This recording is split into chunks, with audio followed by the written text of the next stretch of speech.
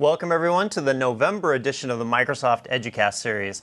Today we've got another great lineup for you. We'll be talking about Bing in the classroom and then using Office Mix, both of which are great tools to help you in your classroom and be more productive and help students in the classroom as well.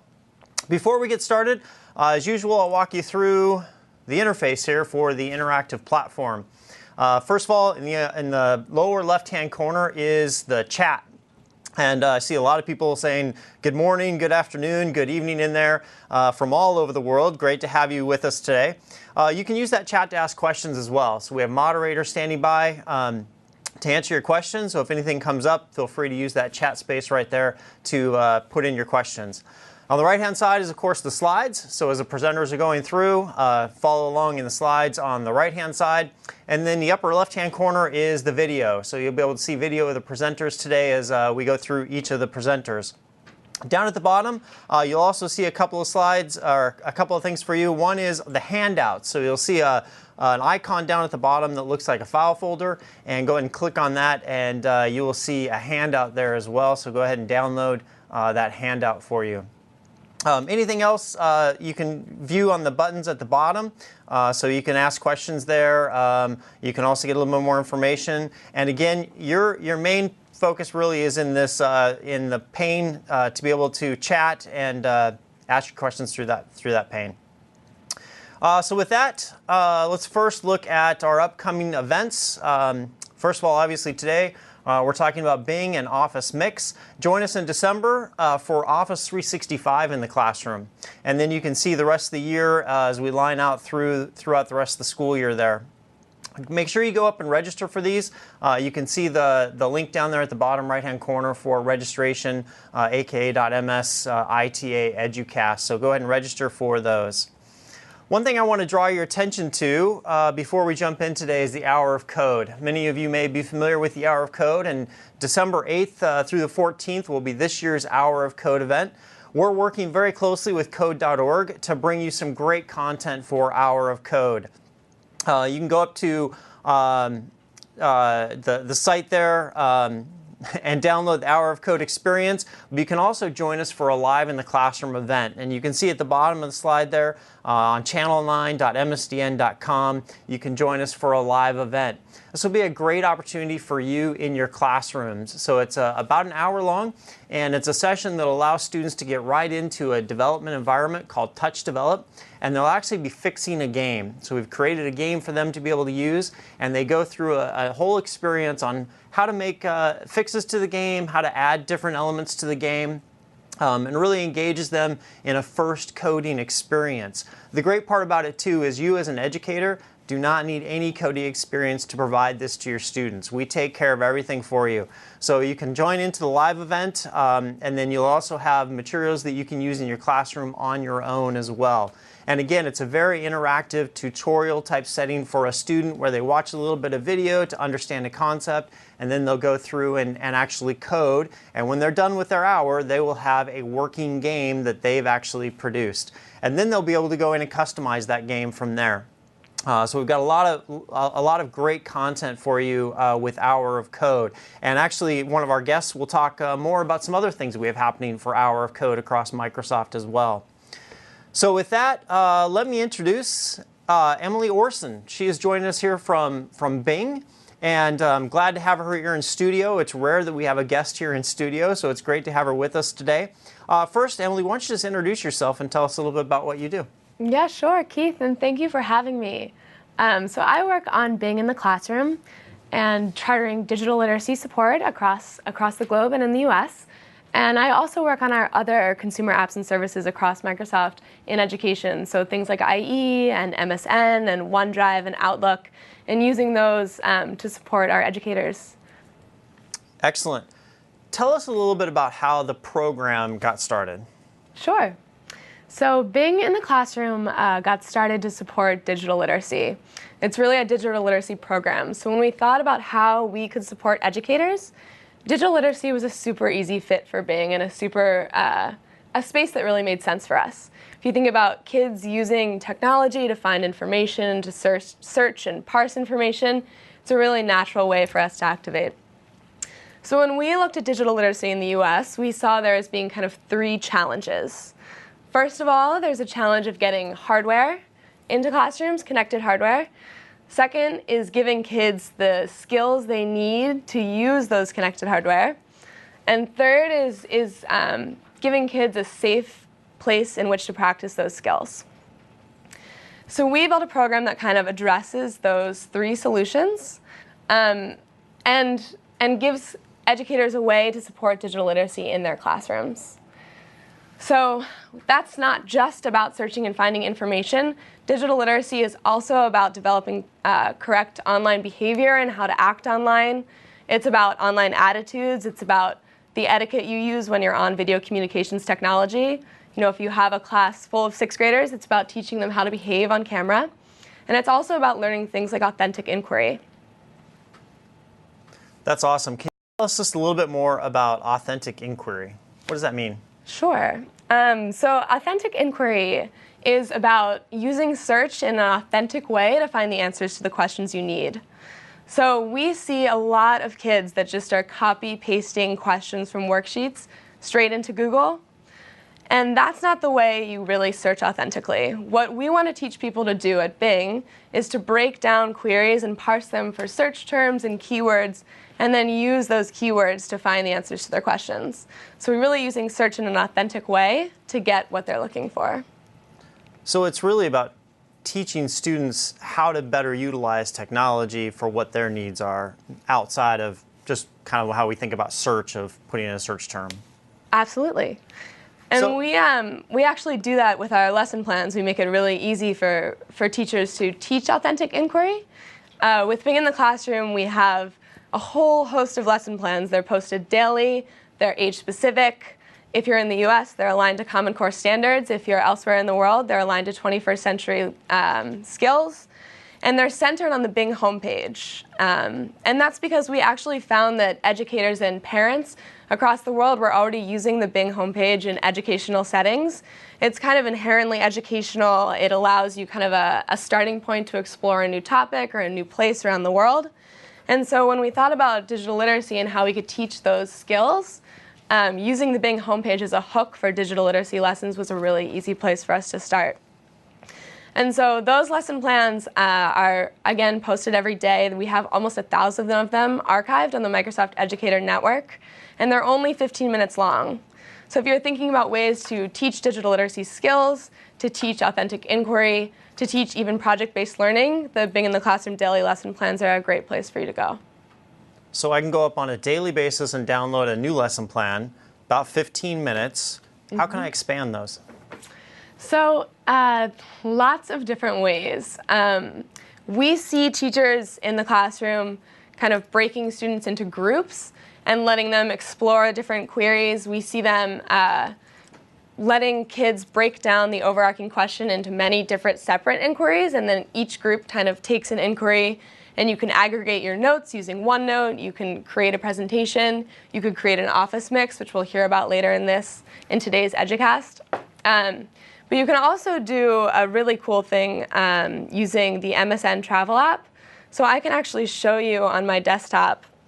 If you are using Windows 8 or 8.1 machines, you have this app already. It's called the MSN Travel app.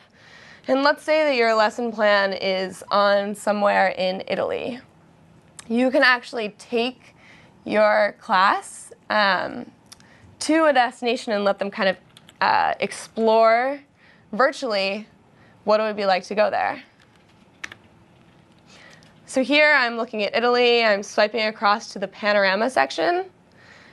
And then I can directly explore different parts of the world as if I were there myself. So if you have classrooms that have tablets, kids can actually pick these up and kind of walk around with them as if they were in the actual place. And so our lesson plans, I'm going to go back to the Bing homepage and show you, are actually, let's see, our lesson plans, well, maybe I won't get out of here to show you. But our lesson plans, since they're based on the Bing homepage and switch every day, can allow you to explore places all over the world.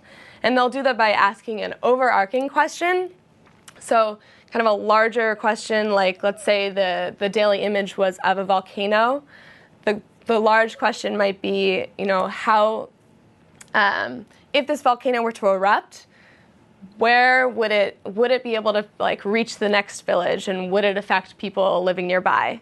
So you'd have to kind of break that overarching question down into, first, how far would this volcano reach if it erupted? And then second, where is the nearest village? And then kind of parse that information together to find your answer. So if you're thinking about use cases in the classroom, if you're breaking kids up into groups and then letting them work on these things together, they can each take a different part of the question and then come back together. These things work really well as bell ringers at the beginning of the day or the beginning of coming back from lunch to kind of get kids settled down, and they also work super well just to break up the day kind of with different fun ways to explore the web. Excellent. And then you mentioned OneNote earlier as well, and being able to take this and take the search results and the things that they're looking up and putting them into OneNote later on, or even into a presentation back to the class, or different variety of ways that they could actually expand on that even further.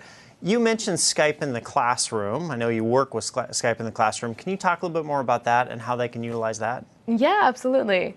So going through the Bing lesson plans, you'll be connecting with different places and different monuments all over the world. And Skype in the classroom can actually connect you with people in those different places and in those different cities. So what Skype in the classroom is it's a platform where teachers can connect with other classrooms, they can connect with other teachers, and they can invite guest speakers into their classroom and take their classrooms on virtual field trips. So let's say that you went and had that lesson plan on a volcano, and let's say it was Pompeii. Then you could go and try and find a classroom nearby in Italy and Skype with them and talk to them about what that history means to them. You could also expand learning and continue that conversation with classrooms. So if you think about longer-term project-based learning or connecting with classrooms on a longer basis, you can work with those skills and continue to develop projects with them. One of my favorite parts of Skype in the classroom is the opportunity to do virtual field trips. So you could connect with a guide across the world and take a virtual field trip of a historical monument, or take a virtual field trip under the water in an underground aquarium. We also see classrooms that are connecting with experts across the world. So we have classrooms in Turkey that are connecting with guest speakers in South Africa, showing them the penguins that are there. We have guest speakers that are scientists and experts across the world connecting and talking to classrooms in a really personal one-to-one experience where every child can stand in front of that camera and ask a question. So Bing and Skype together kind of provide a way for students to access information and then have really transformative experiences as they go and explore the web and explore the world. That's fantastic. And before the show, you were talking to me a little bit about Skype in the classroom with Hour of Code. Can you just say a little bit more about that too? Absolutely. So I know that we'll have an in-person event during Hour of Code here, but Skype in the classroom will also allow teachers to continue Hour of Code past that first week of Computer Science Education Week. So after you have your Hour of Code event and you learn to code and you build the game that Keith was talking about, you can then invite a guest speaker from the computer science field to come and talk to your classroom. So, you could ask a developer or a program manager or a coder to spend an hour talking about how they use code in their daily roles and kind of break down some of the stereotypes we see today in computer science and make that career really come to life for students so that they can Skype in and talk to a speaker and think, hey, that might be me who has that interest in art and can parlay that into a graphic design job or a web design job. Or maybe that's me that has kind of a love of math and can parlay that into a gamification job with Xbox. So bringing those computer science careers to life can happen through Skype in the classroom if you want to continue that Hour of Code conversation. That's fantastic. So remind everyone just one more time, where do I go to find the lesson plans? I want to get started tomorrow morning, first thing in my classroom. Where do I go? Absolutely. So they are hosted on our Microsoft Education Network. So you can go there and find them. You can also go to bing.com and click that info button on the bottom right hand of your screen, and there will be a link off to the lesson plans there. Not today because it's a holiday in the US, but if you click back to yesterday's or if you visit Bing.com tomorrow, that's an easy way to get to the lesson plans as well. Excellent. Thank you so much for joining us, Emily. Really appreciate your time and telling us a little bit more about how to better use Bing in the classroom and get the most out of what we can do for technology and students. So thank you very much again. Thank you, Keith. With that, let's turn our attention to Office Mix. Today we're joined by Kurt Soser. He is an MIE expert, a Microsoft Innovative Educator expert. We've had experts on before from the MIE program, and they always bring us great insight into better use of technology in the classroom. So with that, Kurt, let me turn it over to you and tell us about Office Mix.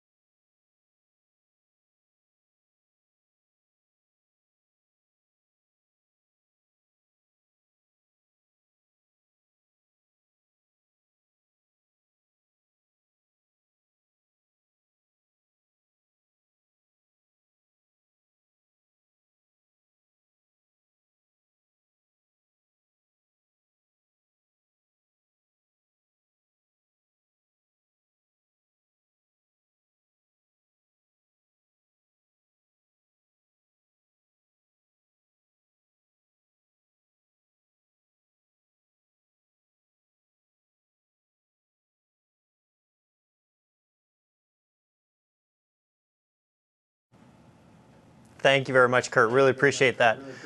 One thing that we're going to do now is actually switch right over into Tim, and Tim's going to go a little bit deeper into Office Mix and tell you more about how you better utilize it into your classroom. So with Tim, over to you.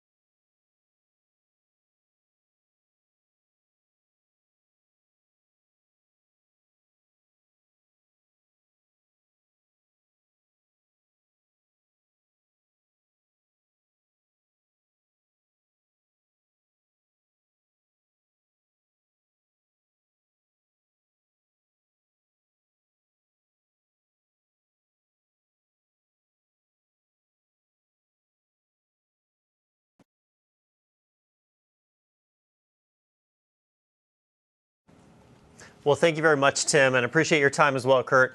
It's really great to see how Office Mix is really changing how educators can interact with their students and really make that flipped classroom experience and really kind of any classroom experience available to their students. I loved what we heard from Emily around Bing as well, and being able to go up and download a lesson plan every day to make it a little bit easier for you in the classroom and with your students, and give your students new ways to interact with the world, really, through technology, either using the travel app that Emily showed, or by Skype in the classroom, and then pulling that all together in Office Mix. I even saw Anne sharing in the chat window there about you could actually assign students Office Mix as well and have them come up with their own mixes, which is fantastic. So really great stuff today, and really I love the way Tim put it too. It's like, how do we just save you time and make your job just a little bit easier? And we've seen some great things on how to do that today. A couple of things I'll just remind you of as we close out here today. First of all, visit us on the Microsoft Educator Network, www.pill-network.com. There is a ton of great resources up there for you to really help you as a leader, as a teacher, and with your students. So go up and visit MSEN. Get connected with the community up there. I see a lot of connection happening in the chat here. And MSEN is another great way to get connected with the community, learn a little bit more about the tools that we have available for you, and then see what other teachers have done with those tools. It's a great place for that. And then, of course, IT Academy as well.